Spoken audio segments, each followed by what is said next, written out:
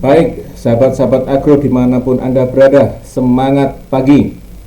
Ya, kali ini tema yang akan saya bawakan tentang tanaman cabai, terutama pada penyakit ya yang menyebabkan daun keriting dan kuning pada pucuk-pucuk tanaman cabai. Ya, ada 5 penyebab dan bagaimana cara pengendaliannya, mari kita simak berikut ini. Namun sebelum itu, ada yang barangkali belum kenal dengan saya. Nama saya adalah Adi Nugroho, di mana saya membantu dan mengawal produk-produk agro dan produk-produk hama penyakit pada PT Natural Nusantara. Nah, ada 5 penyebab daun tanaman cabai yang menjadi keriting dan kuning. Ya, ada 5. Yang pertama adalah jelas karena kekurangan air.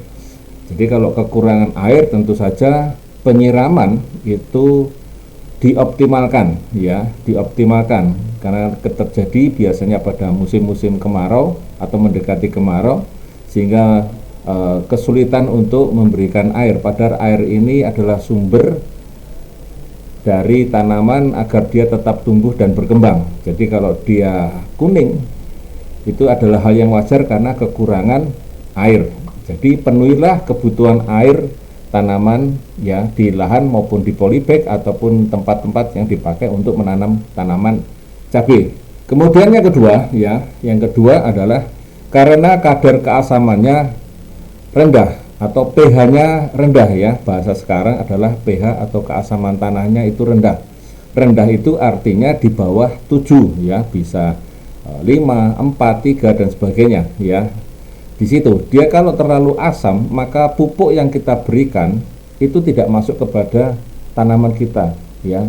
Ada pembatas di situ ya. Pupuk yang kita berikan itu tidak sampai kepada tanaman sehingga dia terhenti pada titik di situ. Tidak bisa masuk kepada tanaman melalui akar-akar tanaman ya, karena keasamannya terlalu rendah.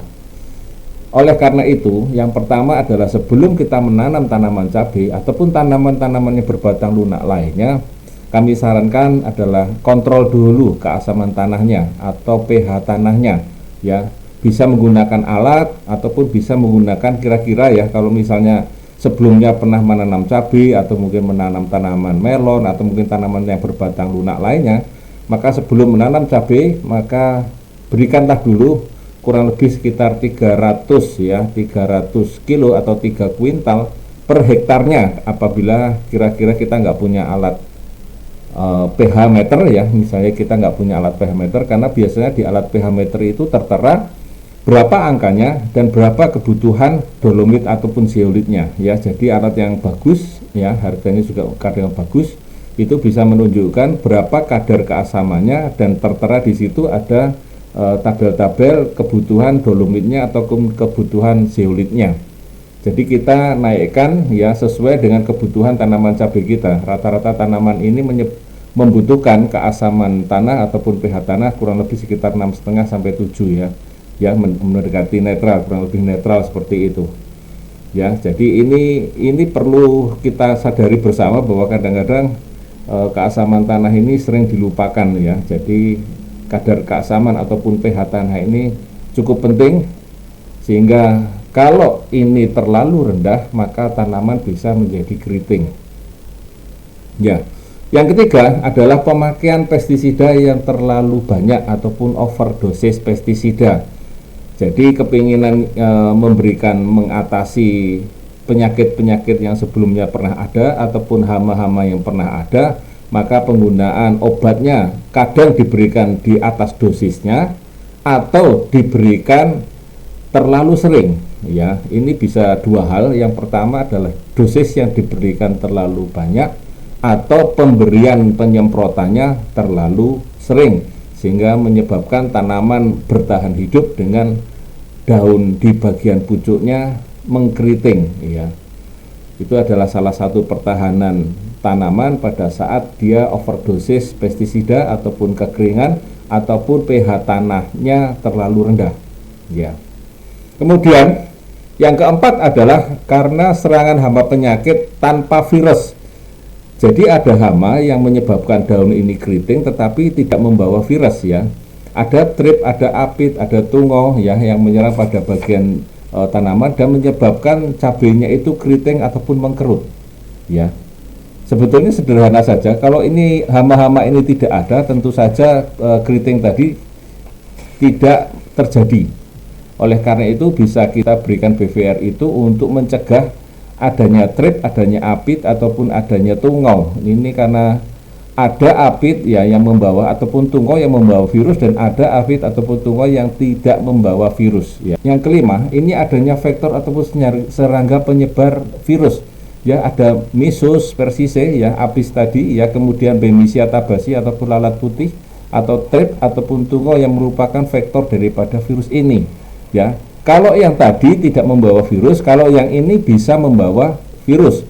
Artinya hamanya sama, tetapi yang satu membawa virus, yang satu tidak membawa virus.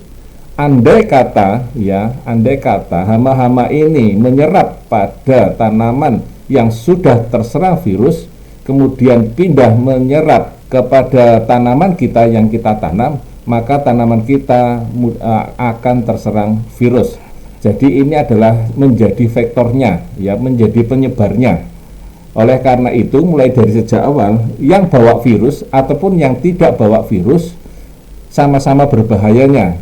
Yang tidak membawa virus akan keriting, yang membawa virus keriting dan kuning ya. Kan ada dua ya di sini ya. Adapun virus ya, virus ini ada dua yang dibawa itu. Virus yang menunjukkan gejala keriting ya, ada CMV, ada CVMV, dan ada TMV ya. Ini yang menunjukkan gejala keriting. Sedang menunjukkan gejala menguning adalah paper yellow leaf coral virus ya, PEP-YLCV. Ini atau mungkin sering disebut oleh teman-teman adalah virus Gemini ya. Kenapa disebut Gemini? Karena ada dua ya, kembar seperti ini. Nah, ini kira-kira seperti ini. Ini adalah virus Gemini, di mana virus ini membawa warna kuning ya.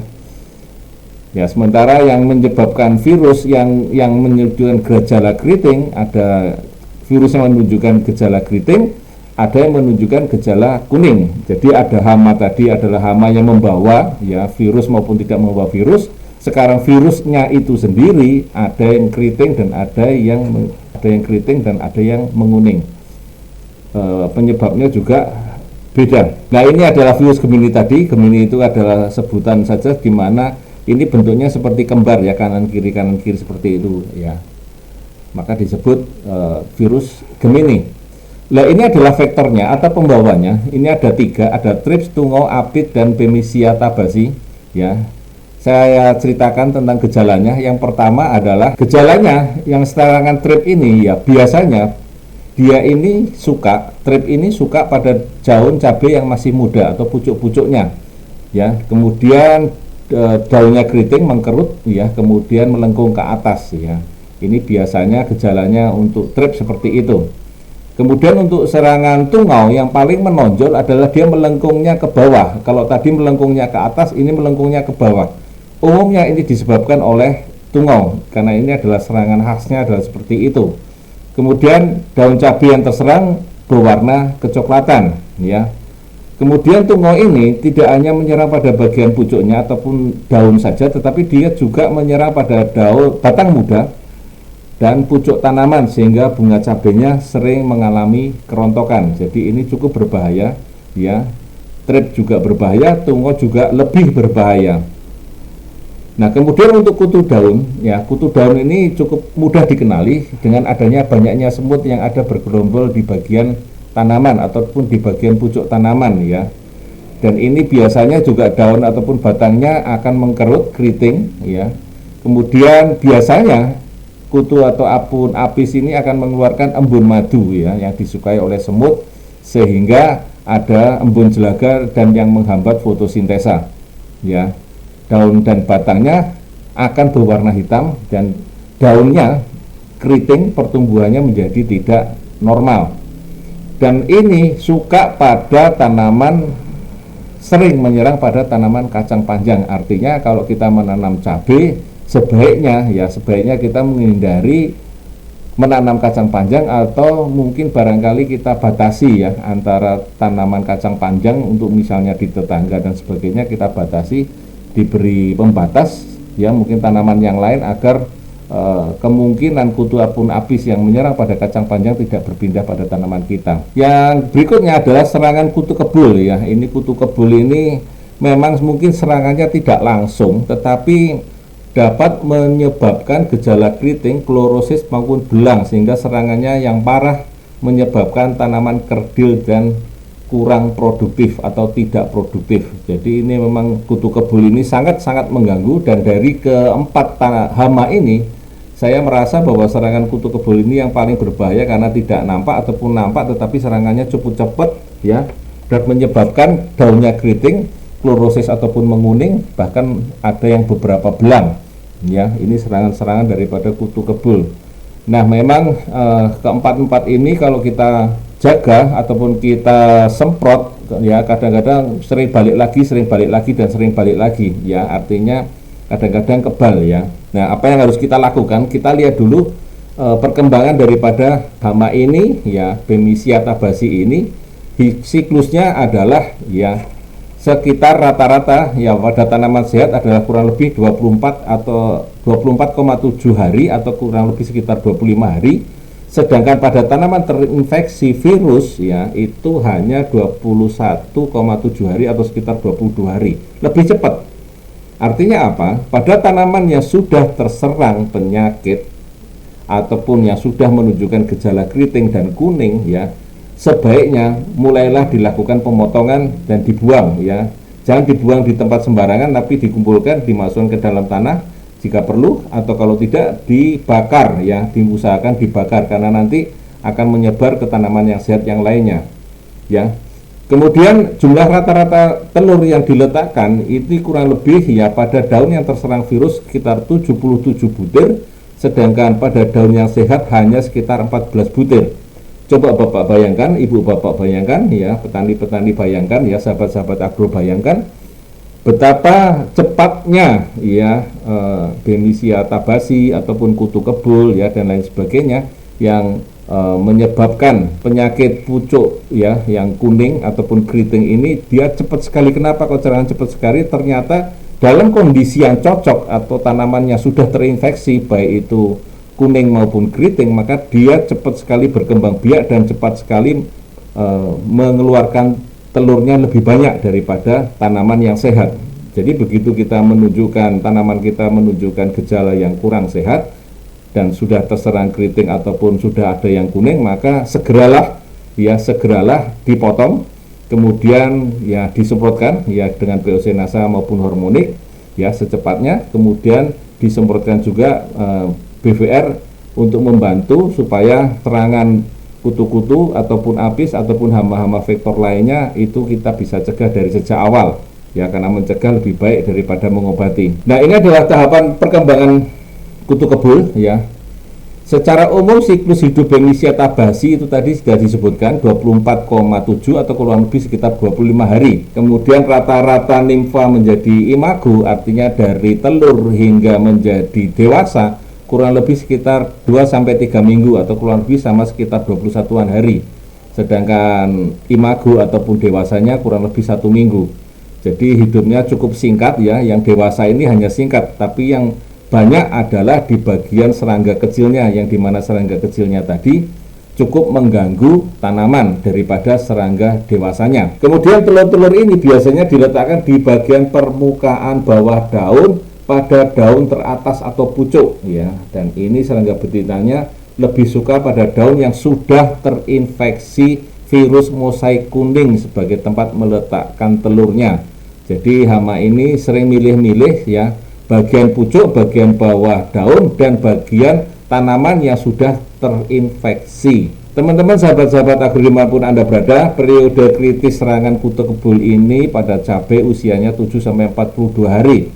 Artinya pada masa-masa tersebut ya tanaman cabai ini masih kritis ataupun sangat rawan diserang oleh kutu kebul. Maka sebelum 42 hari ya ada baiknya mulai dari sejak awal malah ya kita semprotkan BVR untuk membantu serangan kutu kebul ini tidak merajalela di lahan cabai kita, ataupun vektor-vektor ataupun hama-hama pembawa lainnya ya. Nah, ini adalah proses daripada virus kuning tadi ataupun keriting tadi ya, mulai dari tanaman yang masih sehat, mulai diserang dari bagian pucuknya, kemudian kalau kita balik ternyata ada kutu-kutu berwarna putih dan akhirnya berwarna kuning, akhirnya merata. Tadi suka pada tanaman kacang panjang, tanaman terong, dia juga suka pada tomat ya. Jadi 3 tanaman ini juga tanaman yang barangkali dengan tanaman cabai agak sedikit bermusuhan ya, karena hamanya kutu kebul ini sama dan sama-sama merugikan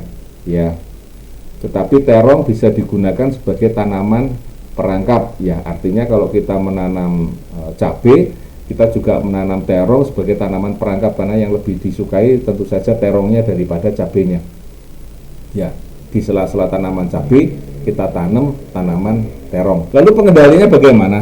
Untuk pengendalian hama atau thrip ini paling mudah adalah kita lakukan sanitasi lahan dan membersihkan gulma. Kita tahu bahwa yang namanya gulma ataupun rumput-rumput liar di sekitar kita itu kadang-kadang sebagai tempat singgah daripada hama thrips ini ya.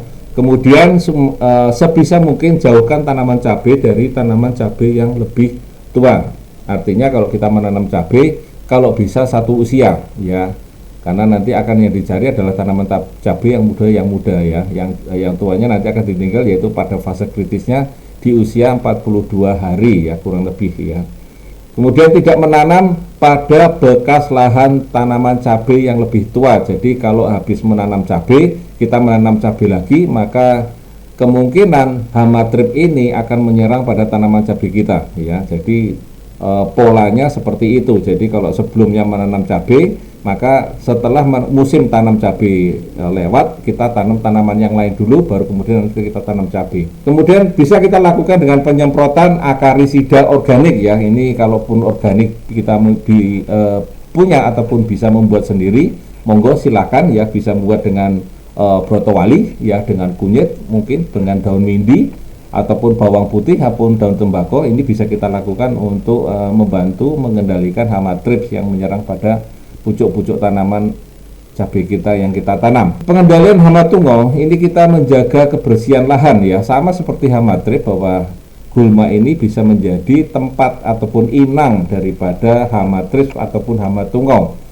ya. Seperti pada tanaman yang lain ya, tanaman hama thrips ini ya, hama tungau ini sama ya, sebaiknya tidak menanam pada bekas lahan cabai ya, tidak berdekatan dengan tanaman cabai yang tua. Jadi kami harapkan ya, supaya serangan hama ini tidak merajalela, kalau bisa ya, kalau bisa ini adalah kita menanam cabai itu adalah satu musim ataupun satu umur ya, karena kalau ada perbedaan umur yang muda dengan yang tua, maka yang tanaman yang muda akan kalah ya, karena lebih banyak hamanya daripada tanaman yang tuanya. Kemudian menjaga tanaman tidak kekeringan jika menanam pada musim kemarau ya. Sekali lagi hama tungau ini cukup suka pada bagian pucuk tanaman dan pada bagian pucuk tanaman di mana ya yang terjadi sudah mulai agak sedikit kurang air begitu, maka tungau ini akan segera menyerbu pada bagian pucuknya.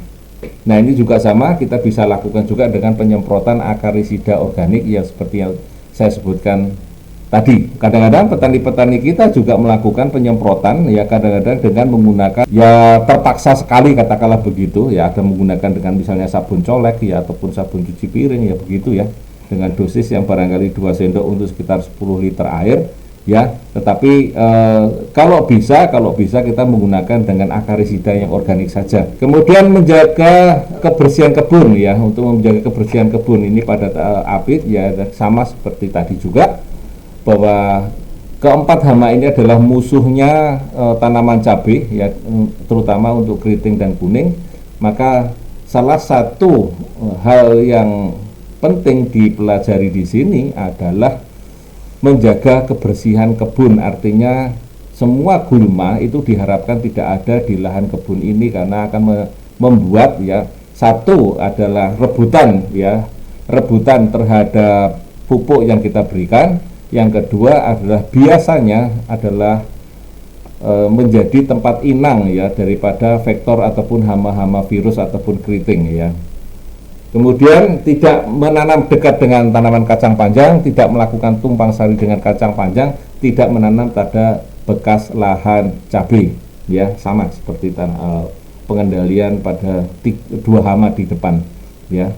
Kemudian kutu kebul atau Bemisia, nah ini juga luar biasa karena memang kadang-kadang serangannya cukup cepat dan cukup banyak sehingga kita kadang-kadang kewalahan. Maka boleh jadi kita juga menggunakan tanaman jagung sebagai tanaman penghalang. Jadi kalau misalnya ada di sekitar kita berbatasan dengan tanaman tomat, tanaman kacang panjang, maka diantaranya bisa ditanam dengan tanaman jagung sebagai tanaman penghalang supaya tidak merajalela si kutu kebul ini, ya.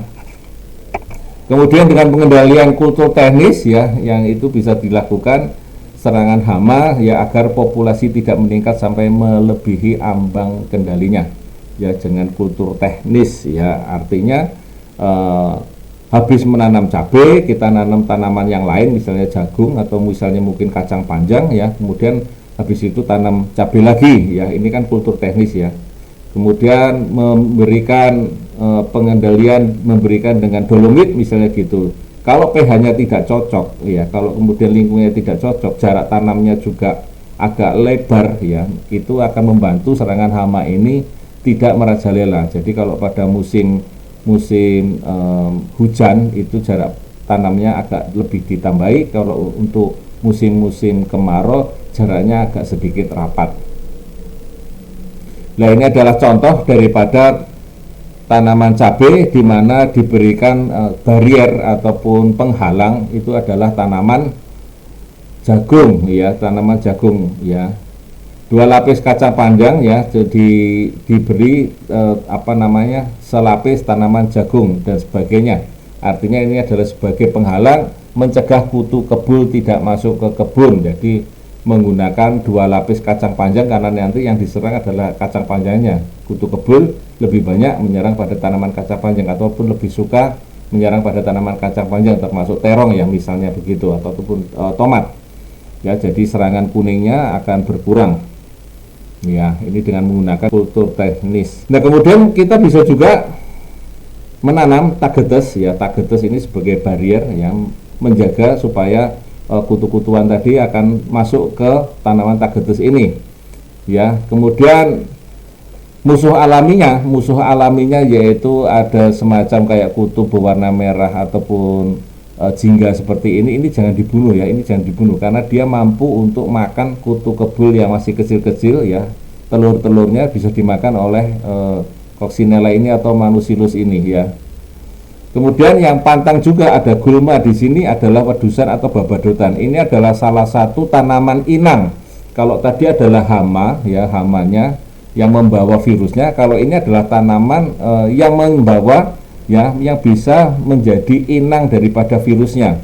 Jadi kalau virus itu begitu diserap oleh tanaman, diserap oleh vektor atau hamanya pada tanamannya sudah sakit, kemudian dia menyerap di babadotan atau wedusan ini, ya, setelah berapa menit dia akan pindah lagi ke tanaman yang lain, ya, maka tanaman babadotan atau wedusan ini adalah sumber daripada virus. Nanti kalau ada kutu yang lain yang masih sehat menyerap pada babadotan kemudian pindah ke tanaman cabai kita, maka yang terjadi adalah tanaman cabai kita menjadi terserang virus. Maka hindarilah tanaman ataupun gulma, wedusan atau babadotan ini. Nah, kemudian barangkali Bapak Ibu masih memiliki metilatlim, bisa dipasang di situ.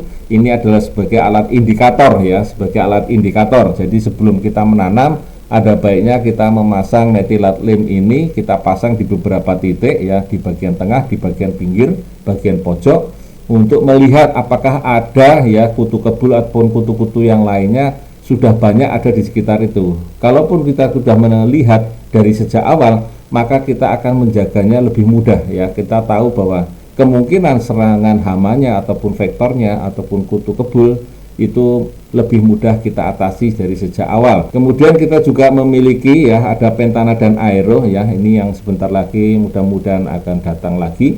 Ini bisa kita lakukan sebagai akarisida, ya, sebagai pembasmi kutu-kutuan, ya, pembasmi kutu-kutuan dengan pentana dan aero. Nah, kemudian untuk pencegahannya dari sejak awal kita bisa semprotkan BVR. Ini adalah musuh alaminya ya, pestisida biologi. Ini adalah agensia musuh alaminya daripada keempat kutu tadi yang menyebabkan kutu-kutuan tadi menyerang pada tanaman cabai kita. Dari sejak awal ya kita semprotkan ya, dosisnya kurang lebih antara 1 sampai 2 sendok makan dalam 10 liter air kita larutkan ya. Kemudian setelah kita larutkan ya, kita masukkan ke dalam tangki ya. Setelah kita masukkan ke dalam tangki baru kita semprotkan dan kita cukupkan airnya, baru kita semprotkan. Nah, itu adalah musuh alaminya ya. Jadi kita memiliki musuh alaminya kutu-kutuan tadi, insya Allah akan menjadi tameng ya, supaya tanaman cabai kita selamat dari keriting ataupun menguning. Ini adalah beberapa contoh tanaman-tanaman yang telah menggunakan dengan teknologi pemupukan kita, dan kemudian pemberian pemupukan pada tanaman cabai ya menggunakan supernasa ataupun granul ya, kemudian power ataupun juga menggunakan free top. Nanti kita akan bahas di lain waktu dan di lain kesempatan ya.